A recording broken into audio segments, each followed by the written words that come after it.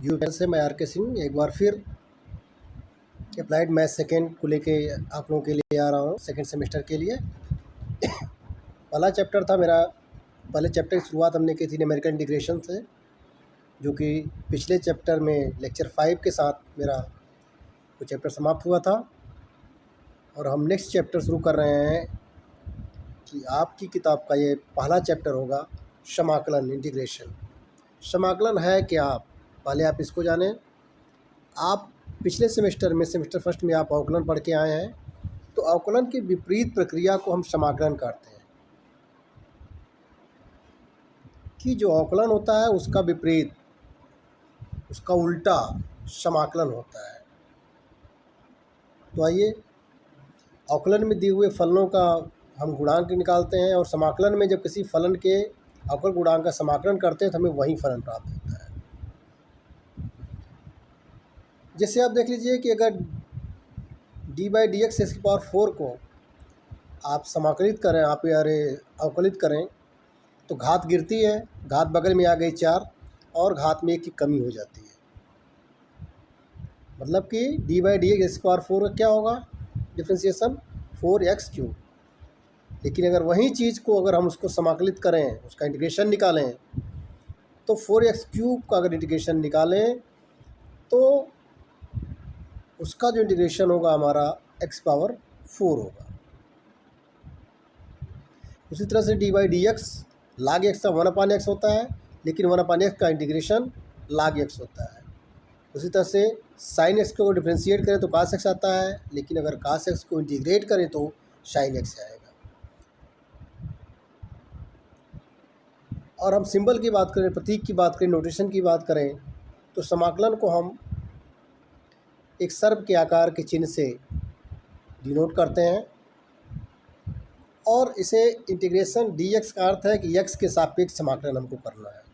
अगर इंटीग्रेशन अब dy होता तो कहा जाता कि दिए हुए फलन का इंटीग्रेशन y के सापेक्ष करना है।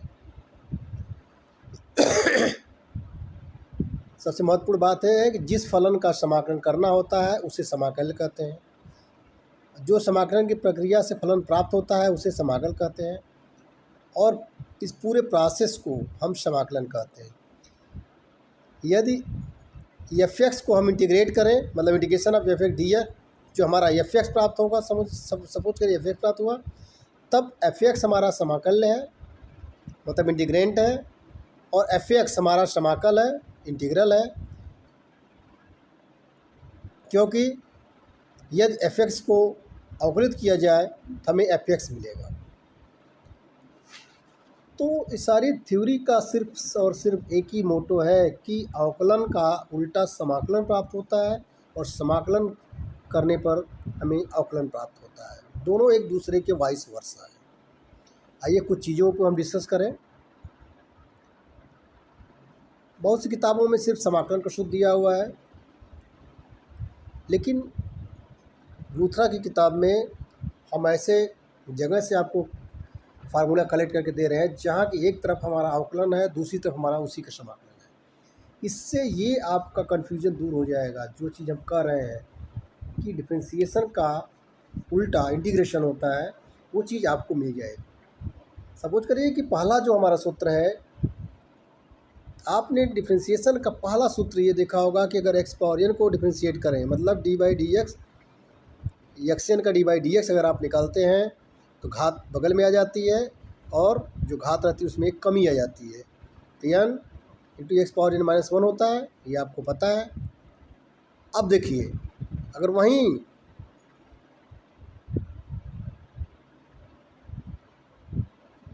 अगर n × x⁻n−1 को अगर हम इंटीग्रेट करें तो हमें मिलेगा x⁻n। x⁻n को डिफ्रेंशिएट किया तो n × x⁻n−1 मिला, और n × x⁻n−1 को इंटीग्रेट कर रहे तो हमें क्या मिला, x⁻n। पहले सूत्र से ही मेरा क्लियर हो जा रहा है कि डिफ्रेंशिएशन पे प्राप्त करने वाला जो हल होता है, अगर उसको हम इंटीग्रेट करें तो हमें वही फलन मिलेगा जिसका हमने डिफ्रेंशिएशन किया था। तो इंटीग्रेशन का पहला सूत्र था कि x⁻n को अगर आपने डिफ्रेंशिएट किया था तो n × x⁻n−1 था।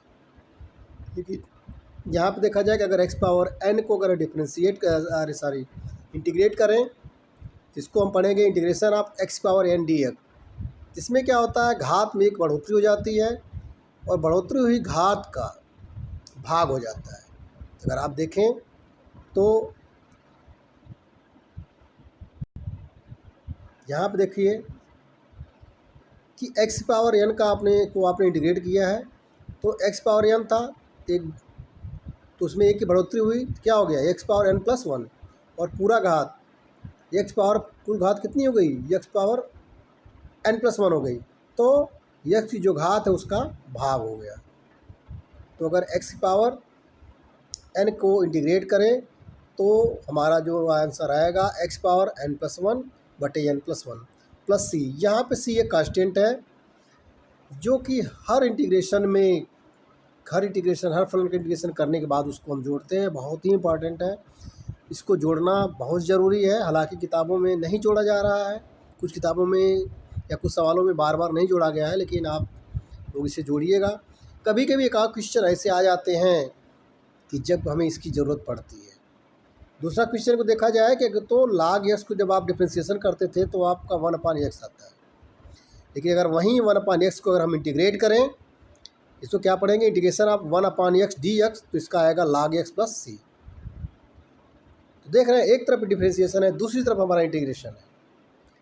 log x को डिफ्रेंशिएट कर रहे हैं तो 1/x आ रहा है, और 1/x को इंटीग्रेट कर रहे हैं तो log x आ रहा है। दोनों एक दूसरे के वाइस वर्सा है, एकदम उल्टा है। तीसरा सूत्र आप देख लीजिए, डी बाई डी ई की पावर एक्स, तो आएगा ई की पावर एक्स, तो ई की पावर एक्स को अगर इंटीग्रेट करें तब भी हमारा आएगा ई की पावर एक्स प्लस सी। हम जोड़ते जा रहे हैं। किसी जो फार्मूला नंबर 4 देखा जाए, फार्मूला नंबर 4 को आप देखिए कि ए की पावर एक्स को अगर आप डिफ्रेंशिएट करते हैं, D by D x of A x का मान आया था ए की पावर एक्स log ए बे सी, लेकिन यहाँ पे अगर ए की पावर एक्स डी एक्स को अगर हम इंटीग्रेट करें तो इसका माना जाएगा ए की पावर एक्स अपान log ए बेस ए। पाँचवा फार्मूला है, साइन एक्स को अगर डिफ्रेंशिएट किए थे तो कास एक्स आया था, और यहाँ पे अगर हम कास एक्स को डिफ्रेंशिएट इंटीग्रेट करें, मतलब integration of cos x d x, इसका माना जाएगा साइन एक्स प्लस सी। तो भाई जोड़ ही रहे हैं सब में। ये सारे हमारे फार्मूले हैं जो 1 से 5 तक अभी मैंने बताया, सारे फार्मूले हैं डिफ्रेंशिएशन का भी और इंटीग्रेशन का भी। फार्मूला नंबर 6 को देखिए, अगर कास एक्स को हम डिफ्रेंशिएट करते थे तो हमारा माइनस साइन एक्स आता था, और यहाँ पे अगर हम साइन एक्स को इंटीग्रेट करें तो क्या आएगा, माइनस कास एक्स आएगा। फार्मूला नंबर 7, 10x का डी बाई डी एक्स अगर निकालें, 10x को अगर डिफ्रेंशिएट करते तो सेक स्क्वायर एक्स मिलता था, और यहाँ पे अगर सेक स्क्वायर एक्स का इंटीग्रेशन करें तो हमको 10x प्लस सी मिलेगा। फार्मूला नंबर 8, अगर काट एक्स को डिफ्रेंशिएट करें तो माइनस कोसेक स्क्वायर एक्स आ रहा है, वहीं अगर कोसेक स्क्वायर एक्स को इंटीग्रेट करें, मतलब इंटीग्रेशन आप cosec square x d x, तो आ जाएगा माइनस काट एक्स प्लस सी आएगा। नवा देखें कि अगर सेक एक्स को डिफ्रेंशिएट आप करते तो सेक एक्स और 10x आता था, लेकिन अगर वहीं सेक एक्स और 10x को इंटीग्रेट करें तो हमारा सेक एक्स ही मिलेगा। अगला फार्मूला, जब आप कोसेक एक्स को डिफ्रेंशिएट करते थे तो माइनस कोसेक एक्स इंटू काट एक्स आता था।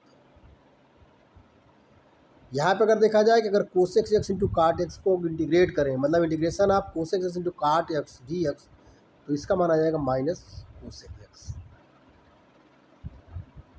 जब साइन एक्स को आप डिफ्रेंशिएट करते थे तब हमारा आता था 1/√1 माइनस एक्स स्क्वायर, लेकिन जब उसका इंटीग्रेशन करेंगे, इंटीग्रेशन आप 1/√1 minus x square D x, तब इसका माना आएगा साइन इनवर्स एक्स या माइनस कास इनवर्स एक्स।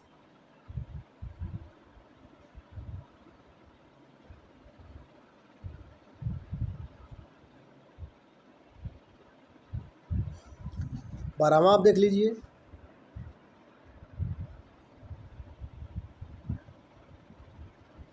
अगर टेन इनवर्स एक्स को आप डिफ्रेंशिएट करते थे 1/1 प्लस एक्स स्क्वायर आता था, लेकिन अगर वन प्लस एक्स स्क्वायर को इंटीग्रेट करें, मतलब integration of 1/1 plus x square D x, हमारा आ जाएगा 10 इनवर्स एक्स। और काट इनवर्स एक्स को अगर आप डिफ्रेंशिएट करते थे तो -1/1 प्लस एक्स स्क्वायर आता था।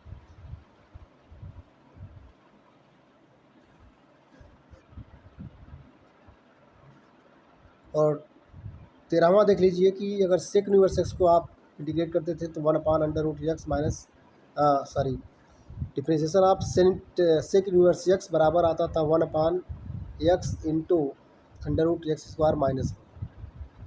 तो यहाँ पे अगर आप देखें कि integration of 1/x into √x² minus 1 dx का मान अगर निकाला जाए तो सेक इनवर्स आएगा या cosec inverse, minus minus cosec inverse x आएगा। ये तुम्हारे सारे फार्मूले हैं 1 से 12-13 तक। इसमें से कुछ फार्मूले आपको काफ़ी इंपॉर्टेंट है, जैसे tan x का हो गया, काट x हो गया, कास हो गया, साइन को हो गया, कोसेक का हो गया, कोसेक x इंटू काट x का हो गया, tan x हो गया, कोसेक स्क्वायर x हो गया, सेक स्क्वायर का x हो गया, साइन x हो गया। तो ये सारे जो फार्मूले हैं पूरा इंटीग्रेशन इसी पे डिपेंड है, कास x e की पावर x dx e की पावर x 1/x, और पहला सूत्र x पावर n। ये सारे फलनों के जो इंटीग्रेशन है उनसे जो रिजल्ट मिलते हैं, आपको जो भी इंटीग्रेशन पढ़ना है, जो चैप्टर पढ़ने हैं, जो सवालें करनी है, सारे इसी क्वेश्चन पे या इसी फार्मूले पे सॉल्व हो जाते हैं। तो आप इस फार्मूलों को अच्छी तरह से याद कर लीजिए, क्योंकि जब तक फार्मूले आपको याद नहीं होंगे तब तक आप समाकलन यानी इंटीग्रेशन के क्वेश्चन आप सॉल्व नहीं कर पाएंगे। दूसरा पॉइंट इसमें हम लेकर चल रहे हैं कि समाकलन अचर मतलब constant of integration.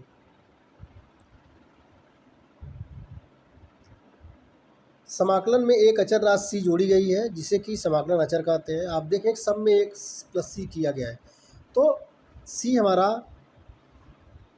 Integration constant है, इसे जोड़ना आवश्यक है, क्योंकि बहुत कुछ क्वेश्चंस ऐसे हो जाते हैं कभी कभी जिसमें कि एक ही क्वेश्चन के अगर को सॉल्व किया जाए तो उसके 2 आंसर आते हैं। सपोज करिए अगर साइन 2x को अगर सॉल्व करें तो उसका आंसर कुछ और होता है, लेकिन साइन 2x को इंटीग्रेट करें तो उसका आंसर कुछ आएगा, लेकिन 2 sin x cos x को इंटीग्रेट करें तो उसका आंसर कुछ आएगा, जबकि दोनों चीज़ें एक ही है। साइन 2x बराबर 2 sin x cos x होता है, तो दोनों के आंसर अलग अलग आते हैं। उस समय हमें इस कांस्टेंट सी की ज़रूरत पड़ती है।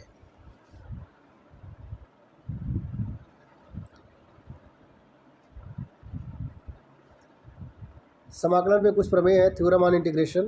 पहला है कि अगर कोई कांस्टेंट है और उसका एक फलन में गुणा किया गया है और उसका इंटीग्रेशन अगर आपको ज्ञात करना है तो वो कांस्टेंट पहले हम कॉमन ले लेंगे, और जो फलन रहेगा, जो वेरिएबल रहेगा, चर रहेगा, उसका हम इंटीग्रेशन करेंगे। जैसे इंटीग्रेशन ऑफ के एफ एक्स डी एक्स अगर है तो के हमारा कांस्टेंट है।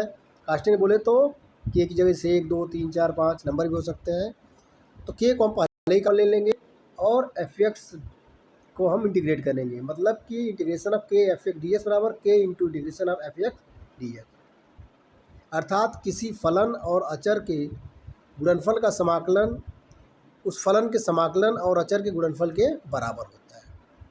दूसरा पॉइंट ये है, अगर मान लीजिए कोई फलन इस तरह से दिया हो कि इंटीग्रेशन ऑफ ब्रैकेट में f1x प्लस f2x ब्रैकेट बंद इंटू डी एक्स, तो क्या करेंगे कि हम इसका मतलब कि हमारा जो इंटीग्रेशन है वो दोनों फलनों का होगा, तो डी एक्स हमारा f1 के साथ भी चला जाएगा और डी एक्स हमारा f2 के साथ भी चला जाएगा, और इंटीग्रेशन का जो चिन्ह है वो भी f1 के साथ चला f1x के साथ चला जाएगा और f2x के साथ चला जाएगा। इसका मतलब कि ये जो सेकेंड वाला हमारा फार्मूला है इंटीग्रेशन ऑफ ब्रैकेट में f1x plus minus f2x bracket बंद इंटू डी एक्स को पहले हम इस रूप में लिखेंगे, integration of f1x D x plus minus integration of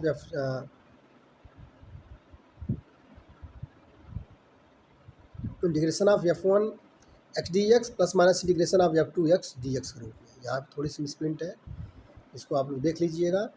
ये इस तरह से होना चाहिए कि integration of f1x dx plus minus integration of f2x dx, अर्थात कई फलनों के योग या अंतर का समाकलन उन फलनों के अलग अलग समाकलनों के योग या अंतर के बराबर होता है। तो इस इंटीग्रेशन का इंट्रोडक्शन रहा हमारा ये, इसमें सारे फार्मूलों को हमने डिस्कस किया। एक बार फिर से सारे फार्मूले को आप देख लीजिए। इसमें दोनों फार्मूलों को, समाकलन और अवकलन को हमने बिल्कुल एक दूसरे के सामने रखा है। इसलिए रखा है कि आपको समाकलन में और अवकलन में कन्फ्यूज़न ना हो।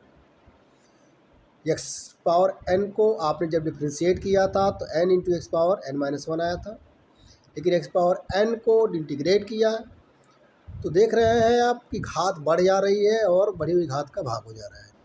मतलब एक्स पावर n का जब डिफ्रेंशिएशन आपने किया था तो n into x power n minus 1 आया था, लेकिन अगर एक्स पावर n का आप इंटीग्रेशन कर रहे हैं, मतलब इंटीग्रेशन आप एक्स पावर n dx, तो आ रहा है एक्स पावर n प्लस 1 बटे n प्लस 1। लाग एक्स का डिफ्रेंशिएशन किया था तो 1/x आया था, लेकिन 1/x का इंटीग्रेशन कर रहे हैं तो क्या आ रहा है, लाग एक्स। तो अवकलन समाकलन की विपरीत प्रक्रिया है। इसका मतलब कि अवकलन समाकलन का उल्टा है। तो इस तरह से ये सारे फार्मूले आप पहले याद करें। सारे फार्मूले जैसे आप याद हो जाएगा तो सवाल को हल करने में आपको कोई समस्या नहीं होगी। ये फार्मूले काफ़ी इंपॉर्टेंट हैं। इसको जितने भी 12-13 फार्मूले हैं वो सारे फार्मूले को आप अच्छी तरह से तैयार करें। और आज के लिए बस इतना ही काफ़ी।